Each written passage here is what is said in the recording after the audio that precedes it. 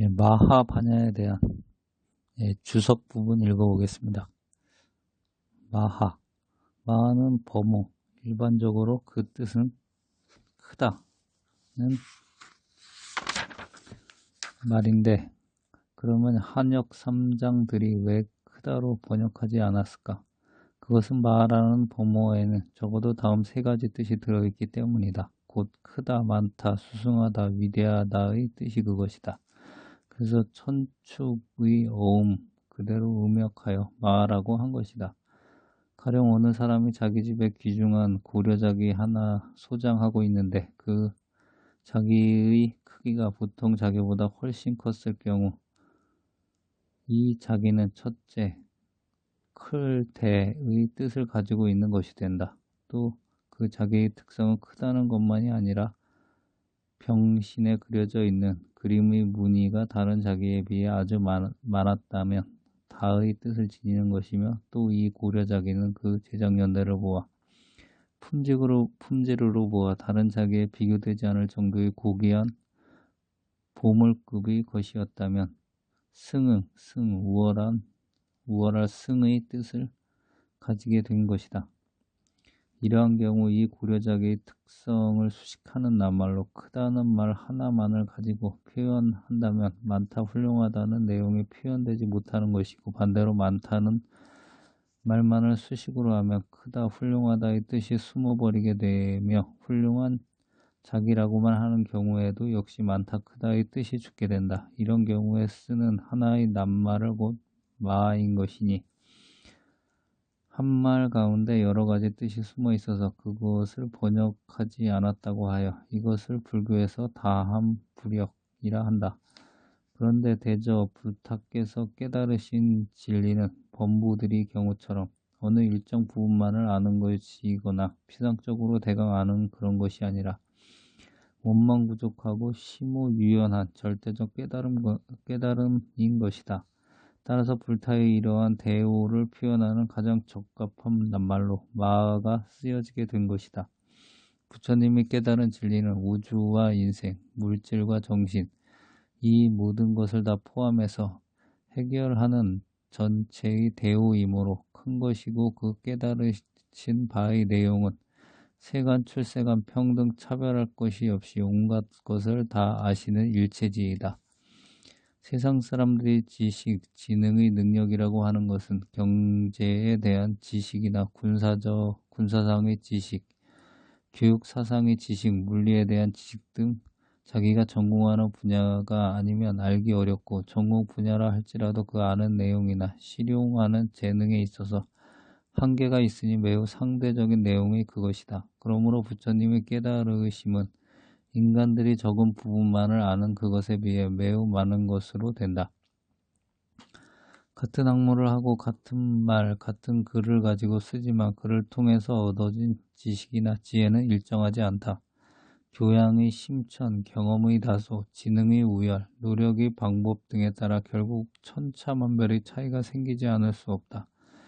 또 인간의 지능이나 노력은 한계가 있는 것이므로 인간의 지식은 불보살의 깨달은 경계에 비교하면 저열한 것으로 된다. 부처님의 지혜는 세간을 초월할 수승한 절대의 지혜이므로 위대하다는 뜻이 있다. 마하에는 이와 같은 세 가지 뜻이 들어있으므로 번역하지 않고 마하바냐라고 했던 것이다. 대체로 경을 번역할 때 그 음만을 번역하고 그 뜻을 번역하지 않은 채 그대로 쓰는데 다음과 같은 5가지 경우가 있는데, 이것은 당나라 현장 법사가 경을 번역하면서 세운 5가지 원칙이다.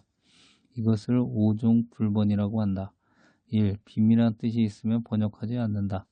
다란이고 진언 같은 것은 그것을 번역하여 그 뜻을 겉으로만 드러내봤자 뜻이 드러나는 것이 아니라 오히려 잘못될 우려가 있기 때문에 번역하지 않는다. 2. 한 말에 많은 뜻을 포함하고 있으면 번역하지 않는다. 마하나, 바가범, 즉 세종의 칭호로 4가지 뜻이 있음과 같은 여러 가지 뜻을 가지고 있는 말은 번역하지 않는다.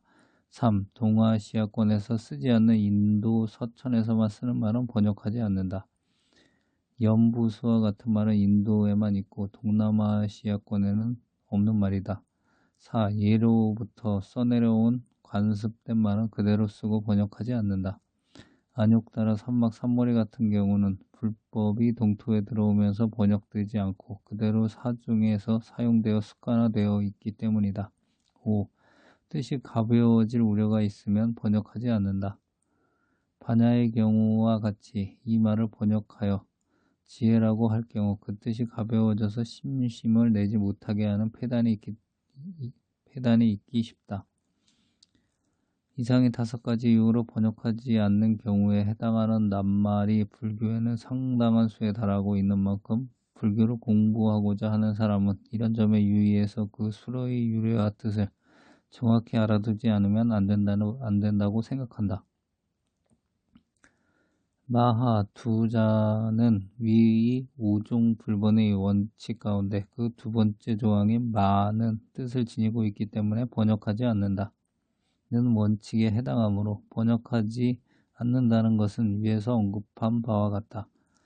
그런데 고인들은 많은 경론을 풀이하는 가운데 이 마하 두 글자를 단순히 어문학상으로만 다루어 대다승의 뜻에 그치는 것이 아니라 진일보하여 불교의 진리에 밀접시키는 것을 잊지 않고 있다. 우리도 아울러 그것을 알아두지 않으면 안 되겠다. 이제까지 많은 지면을 할애하여 마하 두 글자의 뜻을 풀이한 것은 그 뜻이 마하라는 범어의 낱말을 익혀 두자는 데 있었던 것이 아니고 부처님과 관세음보살께서 말씀하신 반야신경의 근본 뜻이 어디에 있는가를 알고자 하는 것이었는데 이 마하 두 글자야말로 바로 반야를 풀어가는 첫 번째 열쇠가 되는 것이기 때문이다. 옛분들은 마하가 크다는 뜻이 있음을 말하면서 중생의 평등자성짜리가 그렇게 큰 것이라 했다. 이 망상과 생각과 분별은 작은 마음이고 반야를 깨달은 마음은 대심이라고 했으며 이 마음은 사람마다가 다 가지고 있는 대심이며 따라서 사람마다 그 마음에 이 한 권 반야신경을 지니고 있다. 고도했다.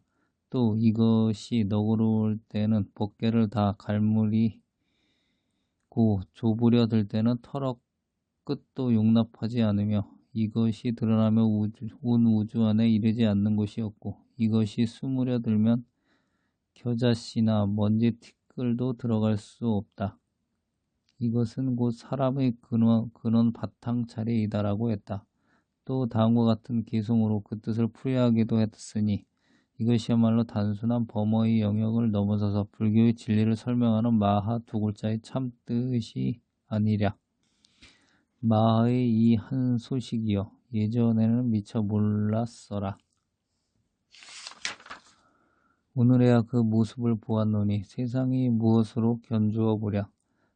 대마하는 진공이니 우주의 묘체이고 대마하의 이 그윽함이여 상없는 법신이로세.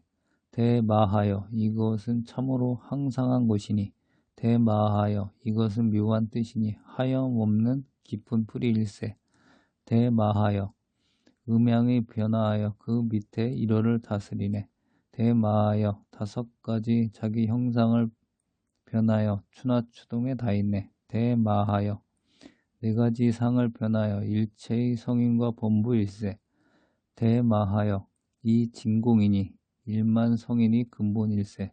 대마하여 현묘함이여 신통의 광대함이여 대마하의 헤아리기 어려움이여 상없는 집안의 그 풍도여 대마하의 견고한 몸이여 나지도 없어지지도 않도다.